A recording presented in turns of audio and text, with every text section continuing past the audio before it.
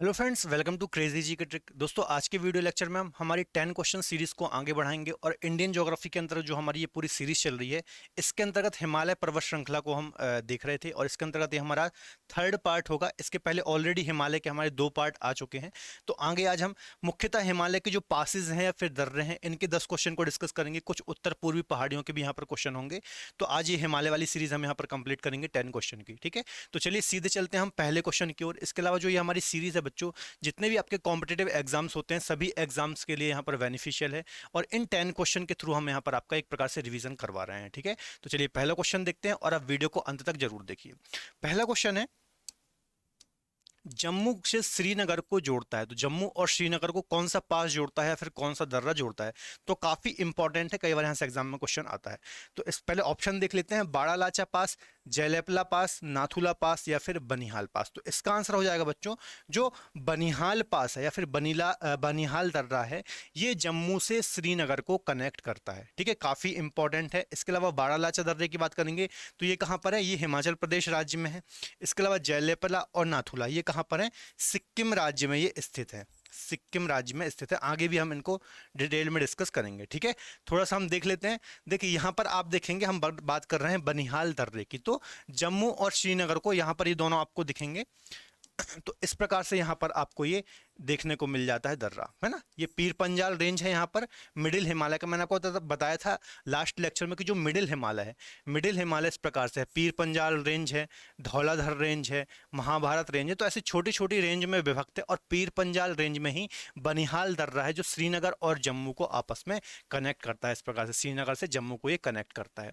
ठीक है, अगला क्वेश्चन देखेंगे, सतलज नदी किस दर्रे से होकर के भारत में प्रवेश करती है? सतलज नदी की हम यहाँ पर बात कर रहे हैं। ठीक है, तो सतलज नदी की यदि हम बात करेंगे बच्चों, तो पहले ऑप्शन देख लेते हैं, बाड़ालाचा, सिपकीला, रोहतांग या फिर जोजिला। तो इसका आंसर हो जाएगा सिपकीला पास से होकर के या फिर सिपकीला दर्रे से होते हुए या इसके पास से सतलज नदी भारत में एंटर करती है। देखिए इसके बारे में यदि हम बात करें तो आपको पता होगा, यहाँ पर एक झील है, मानसरोवर झील। मान सरोवर लेक या फिर मानसरोवर झील कहां पर है? तिब्बत रीजन में ये स्थित है ना। यहाँ आसपास से ही 3 प्रमुख नदियां निकलती हैं, 3 पूर्ववर्ती नदियों का यहाँ से ओरिजिन होता है। एक नदी यहाँ से सिंधु निकलती है बच्चों इस प्रकार से, एक यहाँ से सतलज निकलती है, उसके अलावा यहाँ से आप देखेंगे तो एक यहाँ से ब्रह्मपुत्र या फिर दिहांग निकलती है। ठीक है, तो जो सतलज नदी है ये मानसरोवर झील के पास से यहाँ पर निकलती है और यहाँ पर जो ये राज्य है हिमाचल प्रदेश, ठीक है, तो हिमाचल प्रदेश से एंटर करती है। और कहाँ से एंटर करती है? तो सिपकीला पास से या फिर इसके सिपकीला पास या फिर सिपकीला जो दर्रा है हिमाचल प्रदेश में, इसी दर्रे के पास से ये भारत में प्रवेश करती है। तो यहां से कई बार एग्जाम में क्वेश्चन आता है, आपको याद रखना है। ठीक है, इसके अलावा ये तीनों नदियां किस प्रकार की नदियों का एग्जाम्पल है? पूर्ववर्ती नदियों का एग्जाम्पल है। कई बार मैंने आपको प्रीवियस लेक्चर में बताया, पूर्ववर्ती नदियां क्या होती हैं? ऐसी नदियां जो कि हिमालय के उत्थान के पूर्व से या फिर पहले से प्रवाहित हो रही हैं और हिमालय श्रृंखला को पार करके अपना रास्ता स्वयं बनाती है और आगे की ओर बढ़ती हैं। ठीक है, तो ये मुख्यतः पूर्ववर्ती नदियों में 3 नदियों के एग्जाम्पल आपको याद रखना है, सिंधु, सतलज और यहाँ पर ब्रह्मपुत्र। ठीक है, चलिए अगला क्वेश्चन देखेंगे, इनमें से कौन सा दर्रा या फिर इनमें से कौन सा पास उत्तराखंड राज्य में स्थित नहीं है? उत्तराखंड में कौन सा नहीं है तो आपको बताना है। तो देखिए मानाला, नीतिला और लिपुलेखला, इसके अलावा है एक जयलेपला। तो देखिए मानाला भी उत्तराखंड में है, नीतिला भी उत्तराखंड में है और लिपुलेखला भी कहाँ है? उत्तराखंड में है। अपन को बताना है उत्तराखंड में कौन सा नहीं है, तो इसका आंसर हो जाएगा जयलेपला। जो जयलेपला पास है बच्चों, ये कहाँ पर है? इसको यदि मैं आपको बताऊं तो जयलेपला पास सिक्किम में है ना। कहाँ पर है? सिक्किम, सिक्किम राज्य में स्थित है जयलेपला। और एक और है यहाँ पर जयलेपला और एक नाथुला, है ना। जयलेपला और नाथुला ये 2 पास यहाँ पर स्थित हैं और दोनों एक प्रकार से आप देखेंगे तो तिब्बत और भारत की बाउंड्री पर ये स्थित है ना, दोनों जयलेपला और नाथुला, और दोनों ही कहाँ पर है? सिक्किम में। इसके अलावा मानाला, नीतिला और लिपुलेखला ये तीनों कहाँ पर हैं?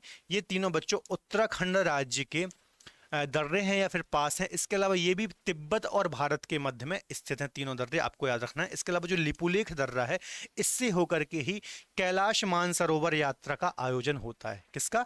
कैलाश मानसरोवर यात्रा का आयोजन होता है, आपको याद रखना है। इसके अलावा जो नाथुला दर्रा भी है बच्चों सिक्किम में, तो इससे भी आप देखेंगे तो कैलाश मानसरोवर यात्रा का संचालन होता है। ठीक है, तो ये अन्य डिटेल भी आपको याद रखना है, इंपॉर्टेंट है।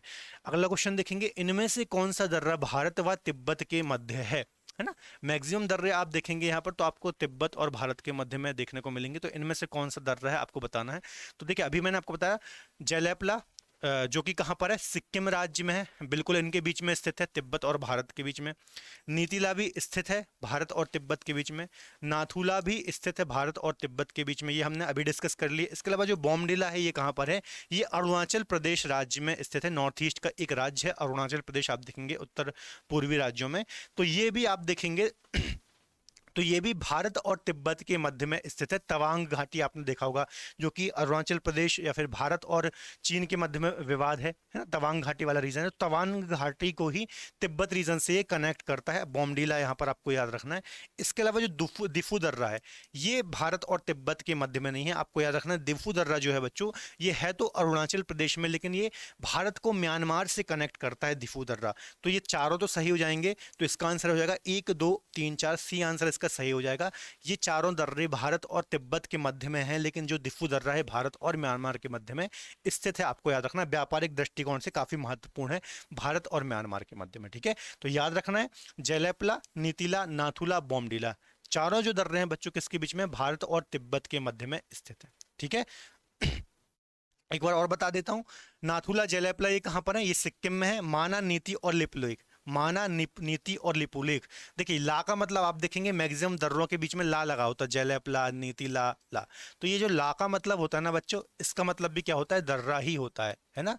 दर्रा का ला जो लगा हुआ होता है, तो इसका मतलब भी दर्रा ही होता है, आपको कंफ्यूज नहीं होना, क्योंकि बहुत सारी बार बच्चों के दिमाग में आता है कि इस ला का मतलब क्या है, तो ला का मतलब ही दर्रा होता है। और दर्रा क्या होता है, थोड़ा ये भी आप समझ लीजिए एक बार कि पास क्या होता है, दर्रा क्या होता है। देखिए जो पर्वतीय क्षेत्र होते हैं ना, इस प्रकार से माउंटेन होते हैं, है ना।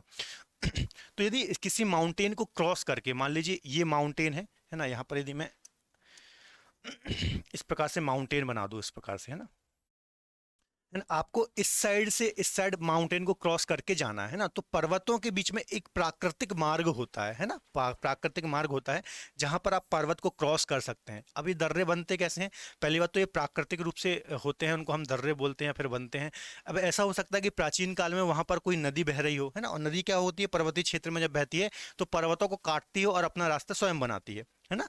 और समय के साथ वो नदी लुप्त हो गई, विलुप्त हो गई, है ना, तो वहां पर एक दर्रे का निर्माण हो जाता है, तो इसको ही हम दर्रा बोलते हैं। यह प्राकृतिक होता है, आपको याद रखना है, ठीक है। तो पर्वतीय क्षेत्र में एक प्राकृतिक जगह होती है पर्वतीय क्षेत्र को पार करने के लिए, उसे ही दर्रा या फिर पास बोलते हैं, साधारण सी भाषा में मैंने आपको समझाया है। चलिए अगला क्वेश्चन देखेंगे, भारत का सबसे ऊंचा दर्रा कौन सा है, सबसे हाइट पर स्थित दर्रा कौन सा है। ऑप्शन देख लेंगे, काराकोरम, बनिहाल, जोजिला या फिर पीर पंजाल।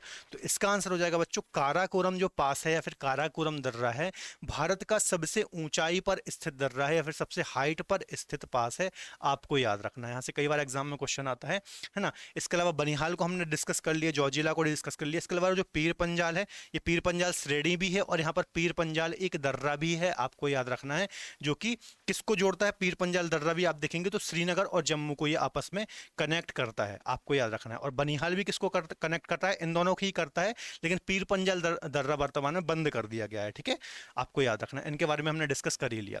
चलिए आगे बात करेंगे।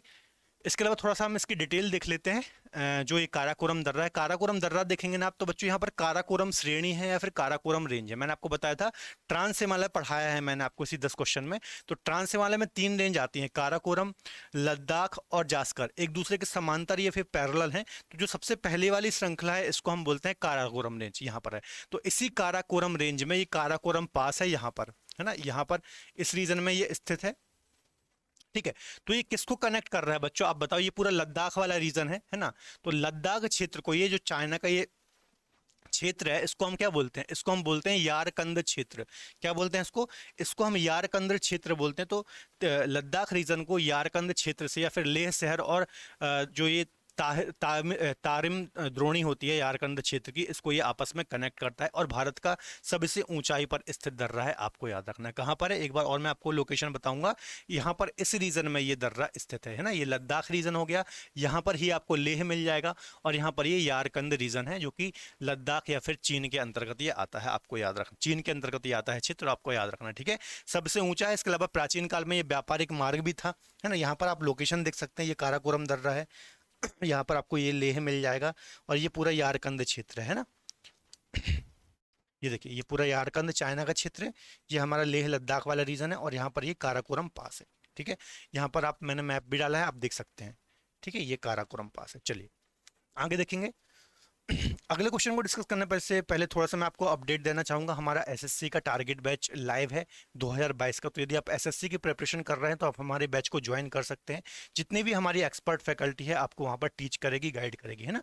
जितनी भी एक्सपर्ट फैकल्टी आपको अलग अलग सब्जेक्ट पढ़ाएगी, जैसे मैथ्स हो गया, रीजनिंग हो गया, जीके जीएस हो गया। तो एक बार आप रूट एप्लीकेशन को डाउनलोड जरूर कीजिए, बाकी डिटेल आपको कहाँ एप्लीकेशन पर देखने को मिल जाएगी।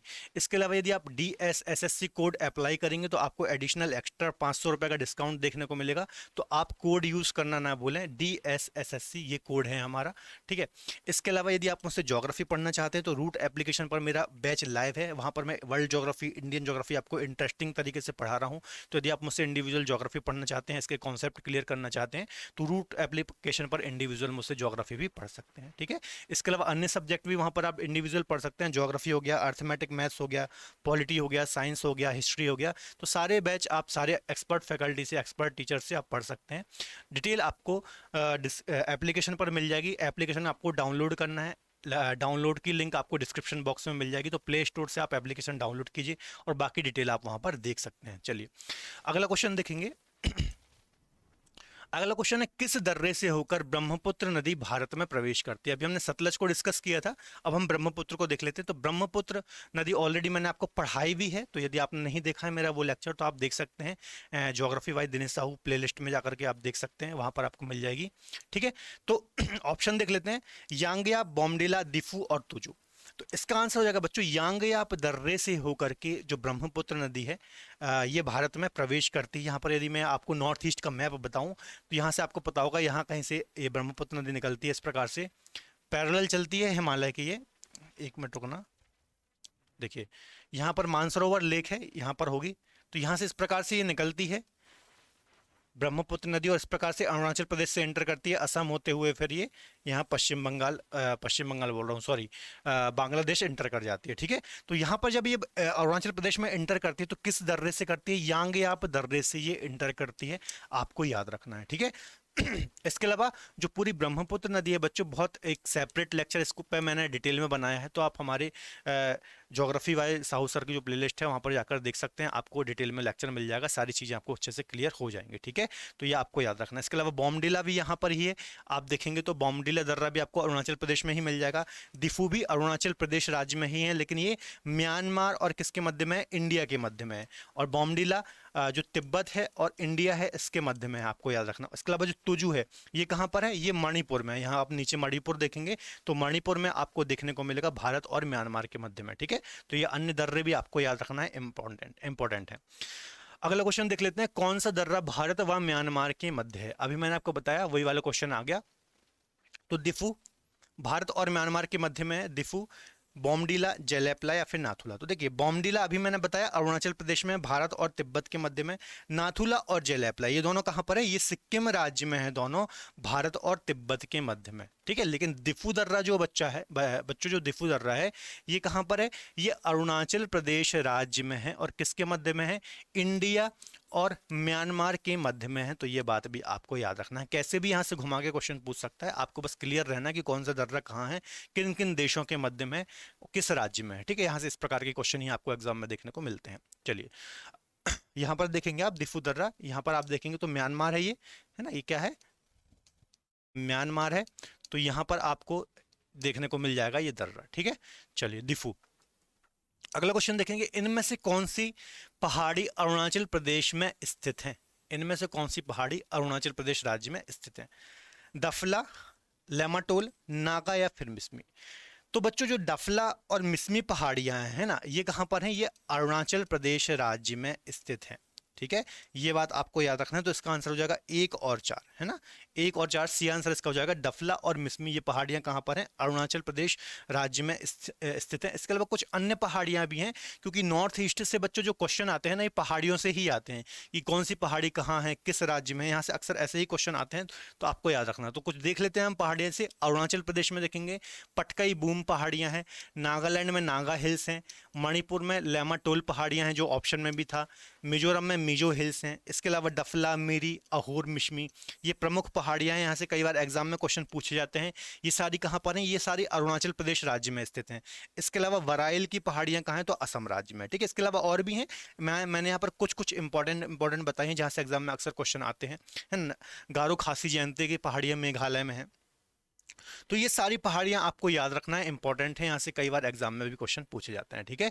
अगला क्वेश्चन देखेंगे, बुग्याल पयाल क्या कहा जाता है? बुग्याल पयाल, अच्छा इंपॉर्टेंट क्वेश्चन है, कई बार यहाँ से एग्जाम में क्वेश्चन आता है। तो जो हिमालय रीजन है बच्चों, हिमालय की तलहटी में, हिमालय की तलहटी से मतलब क्या है? ये हिमालय है, और ये वाला जो क्षेत्र होता है ना, ये वाला तलहटी या फिर गिरिपाद प्रदेश आप बोल दें। तो पहले ऑप्शन देख लेते हैं, इसका आंसर देख लेते हैं। तराई प्रदेश, हिमाचल के घास के मैदान, उत्तराखंड के घास के मैदान, या फिर उपजाऊ भूमि। तो इसका आंसर हो जाएगा जो उत्तराखंड के घास के मैदान होते हैं, ग्रास लैंड्स होते हैं उत्तराखंड के, सॉफ्ट मुलायम घास के मैदान होते हैं, जो मखमली घास होती है, उसको ही हम बुग्याल पयाल कहते हैं उत्तराखंड में, ठीक है। तो आपको याद रखना है, ठीक है। तो ये होते क्या है, जो खासतौर पर गढ़वाल हिमालय है जो उत्तराखंड में स्थित है, या फिर हिमालय रीजन है, वहां पर जो ये गिरिपाद प्रदेश होता है, यहाँ पर जो सॉफ्ट मुलायम घास के मैदान होते हैं ना बच्चों, इसको ही हम बुग्याल पयाल कहते हैं उत्तराखंड में। आपको याद रखना है, कई बार यहाँ से एग्जाम में क्वेश्चन पूछे जाते हैं, है ना। ये देख लीजिए, ये घास के मैदान है, देखिए पूरा हिमालय रीजन है, उसका जो गिरिपाद प्रदेश है ना, ये घास से ढके हुए मैदान है। पशुओं के लिए भी चारा एक प्रकार का काम करता है, तो इनको ही बुग्याल पयाल कहा जाता है, ठीक है। चलिए आज का लास्ट क्वेश्चन देखेंगे, इनमें से कौन सा सबसे नवीन पर्वत है ना। तो पहले ऑप्शन देख लेते हैं, आंसर देख लेते हैं, फिर डिटेल डिस्कस करते हैं। देखिए, महान हिमालय, मध्य हिमालय, ट्रांस हिमालय या फिर शिवालिक। तो यदि इन सब में देखेंगे तो वैसे तो ये सभी नवीन वलित पर्वत का एग्जांपल है, लेकिन इनमें भी सबसे लेटेस्ट कौन है, सबसे बाद में कौन बना है? तो इसका आंसर हो जाएगा शिवालिक। शिवालिक हिमालय जो है बच्चों, देखिए इनका फॉर्मेशन कैसे हुआ है आपको पता होगा। इंडियन प्लेट और यूरेशियन प्लेट जब कोलाइड हुई थी, इनकी आपस में टक्कर हुई थी, तो उसके पश्चात ही इनका निर्माण हुआ है ना। तो सबसे पहले ट्रांस हिमालय बना था, ट्रांस के बाद महान हिमालय बना था, महान के बाद मध्य हिमालय बना था, और सबसे लास्ट में शिवालिक बना, ठीक है, शिवालिक बना। तो सबसे लेटेस्ट कौन सा है, सबसे नवीन इनमें क्या है? तो शिवालिक श्रेणी सबसे लास्ट में बनी है, सबसे लेटेस्ट है, आपको याद रखना है। इसके अलावा जितने भी हैं ये ये सब किसका एग्जाम्पल है? नवीन वलित पर्वत, नवीन वलित पर्वत के एग्जाम्पल हैं, या फिर न्यू फोल्डेड माउंटेन के एग्जाम्पल हैं, आपको याद रखना है ना। वलित पर्वत मतलब वही है कि फोल्ड, दो प्लेटों के टक्कर के पश्चात इस प्रकार से फोल्ड हो गया, है ना, अवसादों में बीच में जो टेथिस सागर था, और इस प्रकार से एक पर्वत बन गया, उसको ही हम बोलते हैं नवीन वलित पर्वत। और वर्तमान में भी हिमालय की लगातार ऊंचाई बढ़ते जा रही है, इसका फॉर्मेशन जारी है, इसलिए इसको हम नवीन वलित पर्वत बोलते हैं, ठीक है। इसके अलावा प्राचीन पर्वतों की बात करेंगे तो प्राचीन पर्वत को भी बोला जाए तो एक प्रकार से जैसे अवशिष्ट पर्वत का एग्जाम्पल होता है, जैसे हमारे यहाँ देखेंगे अरावली रेंज है ना, अरावली है ना, अरावली रेंज। अरावली रेंज जो है बच्चों, ये पुराने वलित पर्वत का एग्जाम्पल है। मतलब प्राचीन काल में तो ये वलित पर्वत था, है ना, लेकिन वर्तमान में इतना पुराना ये हो गया है कि पवन के द्वारा, हवाओं के द्वारा, पानी के द्वारा, अन्य क्रियाओं के द्वारा इसका अपक्षय अपरदन कर दिया गया है, इसको तोड़ फोड़ दिया गया है। इस कारण से जो अरावली है, इसका अवशिष्ट पर्वत ही, अवशिष्ट भाग ही शेष बचा है ना, मतलब बचा हुआ पार्ट ही शेष है, मतलब ऐसा समझिए इसको। अरावली प्राचीन समय में जब इसका निर्माण हुआ होगा, चूंकि अरावली विश्व के प्राचीनतम पर्वतों में आता है, तो पहले जब ये बना था तो ये वलित पर्वत का एग्जाम्पल था, है ना। ये वलित पर्वत था, काफी ऊंचा था, लेकिन समय के साथ हवाओं ने, वर्षा के जल ने, ताप ने, दाब ने इसका क्षरण कर दिया है, इसका अपक्षय अपरदन कर दिया है ना। तो इसका जो है ऊंचाई कम हो गई है और इसका क्षरण हो गया है, ठीक है। तो पहले यदि ये ऐसा था, अब वर्तमान में कुछ इसकी ऊंचाई भी कम हो गई है और इसका अवशिष्ट पार्ट ही शेष बचा है, ठीक है। तो जो अरावली है ये अवशिष्ट पर्वत का एग्जाम्पल है, अवशिष्ट पर्वत का एग्जाम्पल है, या फिर पुराना वलित पर्वत भी आप इसको बोल सकते हैं। जैसे हिमालय नवीन है, ये पुराना वलित पर्वत है, किसी जमाने में ये वलित पर्वत कहलाता था, लेकिन वर्तमान में अवशिष्ट पर्वत का एग्जाम्पल है और विश्व के प्राचीनतम पर्वतों में ये आता है। तो आपको याद रखना है, ठीक है। नवीनतम तो हिमालय है और प्राचीनतम कौन सा है? प्राचीनतम है हमारा अरावली, है ना, विश्व के प्राचीनतम पर्वतों में आता है, ठीक है। तो बच्चों ये हमने यहाँ पर 10 क्वेश्चन डिस्कस किए हैं। तो देखिए, हिमालय रेंज या फिर उत्तर पूर्व की पहाड़ियों से भी हमने इसको 3 पार्ट में कवर किया है। पहले में हमने मुख्यतः ट्रांस हिमालय पढ़ा था, सेकंड में हमने महान और मध्य हिमालय के बारे में डिस्कस किया था, और आज हमने मेन देखें तो दर्रे हमने पढ़े। इसके अलावा थोड़ा बहुत शिवालिक के फैक्ट थे, पूर्वी पहाड़ियों के फैक्ट थे।